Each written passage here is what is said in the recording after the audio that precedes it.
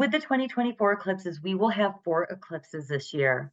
We're going to start with the first eclipse on March 25th.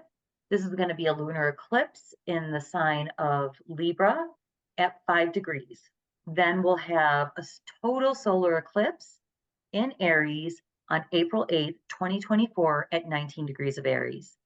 Then on September 17th, 2024, we'll have a lunar eclipse in the sign of Pisces at 25 degrees. Then our final solar eclipse will be October 2nd, 2024 at 10 degrees of Libra. So we'll break all of these down. Our first eclipse is going to be a full moon lunar eclipse in the south node of Libra, March 25th, 2024. And with full moon lunar eclipses, full moons are about endings, culminations. It is a time of release. It is full circle and releasing what's no longer serving us in that area of life. So this is a partial lunar eclipse. And as we said, this is happening at 5 degrees, 7 minutes of Libra. Full moons are when the moon is opposing the sun. So we will have then the sun at 5 degrees, 7 minutes of Aries.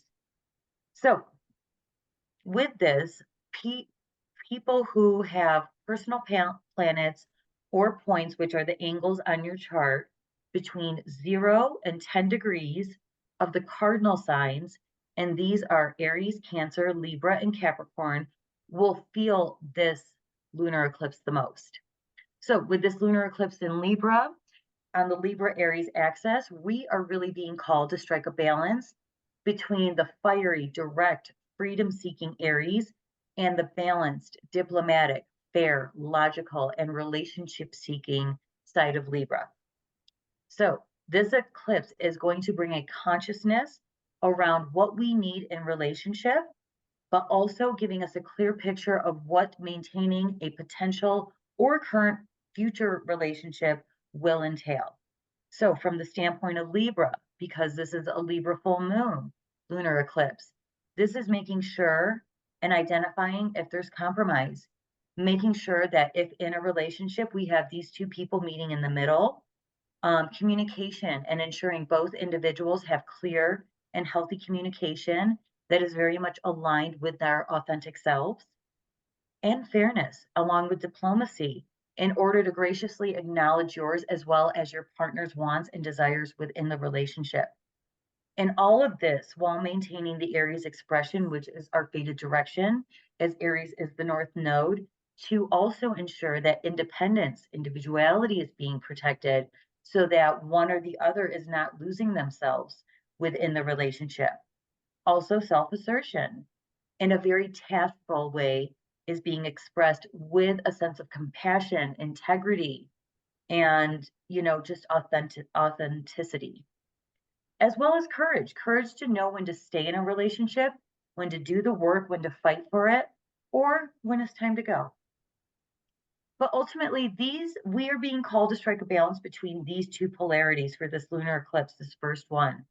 And it doesn't have to be about breakups. It doesn't have to be like the end all be all, but there does need to be an acknowledgement with action behind it as to what may no longer be working within the relationship and the dynamic of two people.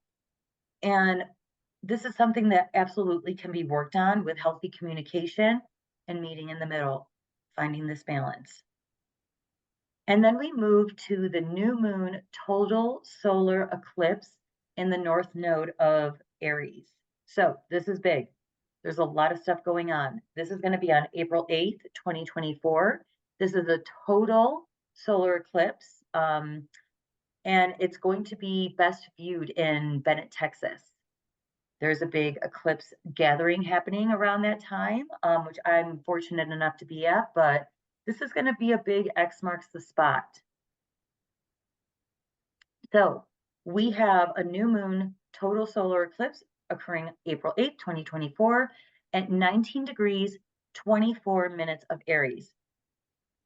So this total solar eclipse is going to be affecting people born with personal planets and points approximately between 14 to 24 degrees of those cardinal signs, Aries, Cancer, Libra, and Capricorn.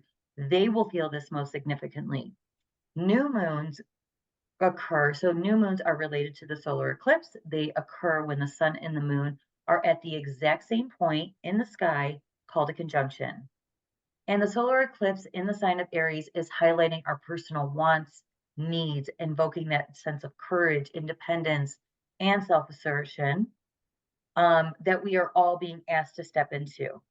There are really some big, significant long-term changes that are blossoming during this time. We can be possibly faced with certain challenges centered around our personal independence and how we seek that out and how we live within that during this time. But we can really look at this as a time to encourage ourselves to really take that step forward to our more authentic selves. And that is where the growth will begin, but it will take taking that first step forward. So, with this, at the time of the eclipse, we are being called to try something new, be more independent, self sufficient, and begin into tapping into our more courageous selves. This eclipse is going to be a very intense time. And when we think about that, we can think about, yes, the high energy attributes of Aries, but we also want to be cognizant and be aware of some of those lower energy traits. So this can be strong feelings of like wanting things to get done at a really quick pace and it not happening, being impulsive, being reactive, being explosive. Aries has the tendency to go from 0 to 60 and then kind of fizzle out in a very, very, like the magnitude of it is very impactful. So we want to make sure that we're protecting ourselves in that way and understanding that this is a time of new, but also the medicine here during this time is to breathe, take a breath, make sure we have clear understandings around situations, intentions of people, and purposes, as well as have healthy communication around how we want to react, and always with love. So would you suggest breath work around April? Because it sounds like it's or very, I mean, Aries is notoriously fiery. Yeah, And we're Year of Dragon yeah, officially in that transit as well. yes. And so I would suggest really breath work. And if you are an impatient person to begin with, or Mhm, you are triggered easily in that timeline, or mhm, just in general, you're an easily triggered person, now is a great time to start therapy. yeah, Today, tomorrow. If you need a list, I've got it. Okay. yeah. No, very true, and just very much like just being conscious of it, you know? So we and this is the great reason why we do these types of things. This is not fortune telling, but also this is, giving us a roadmap of when these energies are going to show up. It won't tell us how they'll show up, but we'll know what to expect. So I'll talk more about this in another section. But during the time of the solar eclipse, we are going to be in a Mercury retrograde. But then we have Mercury retrograde in April, happening April 1st or 2nd to April 26th. And this is going from 27 degrees of Aries back to 15 degrees of Aries. So this retrograde is staying in the fire sign of Aries for its entirety. And with the planet of Mercury representing the messenger of information, communication, there is a natural ability to want to get things moving. And Mercury can be as headstrong and pace very well with the Aries energy. It's very determined as well as Aries. But remember, Mercury is slowing down during this time, and the Aries energy does not like that whatsoever. Mercury will be in Aries, as I said, the entire retrograde, so there can be big feelings during this time. And that can look like, as we've discussed, impulsiveness, impatience, quick reaction. So, again, consciousness around these areas, breath work, Mercury is an air sign, is only going to be to our benefit during this time period. During this Mercury retrograde, as I mentioned, we're going to have a solar eclipse that occurs in the sign of Aries on April 8th, and that's going to be more of a wider conjunction, not an exact conjunction, but it can definitely and amplify the energies of the new moon total solar eclipse in Aries. But I am choosing to look at this from a more positive standpoint. So, with the Mercury retrogrades, we also have, as we said, though we live in the Rees, we have a chance to do things over. So, something in our life may come up where we get the opportunity to do something over. Mercury retrograde also brings in people from the past, things from the past. So I actually feel like this is a much more of an opportunistic Mercury retrograde, and that's how I'm choosing to look at it. That's going to give us the chance to get another shot at something that we might not have thought we were ever going to have a chance at again. And this is because of that do over energy with the Mercury retrograde, because of Mercury bringing things from the past, but this energy can come very quickly as Aries is fast moving. And so during this time, stay alert, watch for the signs and the significance, and just be ready. But, as I said before, there's really no way to predict what will happen, but the retrograde during this retrograde period. But as I said, in my opinion, I see this as an opportunity, and I feel like this is the biggest Mercury retrograde of the year. Kind of So, want everybody to get canned goods. I mean, like, I do kind of just want to say to everybody, like, I do think this is a great year to have canned goods at your house. I'm I'm gonna not be saying camping in that's Texas, coming. so I we'll see just what think happens.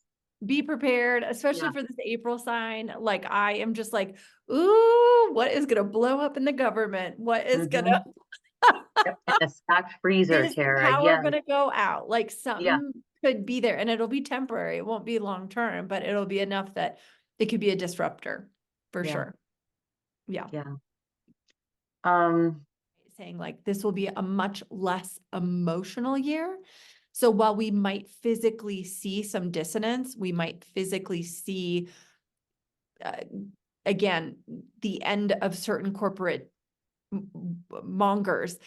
We might see the difference in how we've been treated as employees on a grander scale. Like what I see in what she's saying in 2024 is there's going to be a lot of exterior things that happen. There's going to be a lot of things that fall off the shelf, if you will, whether it be politics or corporations. There's going to be a lot of challenges in bigger mechanisms. Individually, we may experience pain as a result, loss of job or shifts within our careers, that sort of thing. We might see changes in. We might really want to have cash at home and have a banking system where we can see it a little bit, because there's going to be some of that happening as well. But emotionally, we may not be hit as hard as the last 3 years. So, yeah.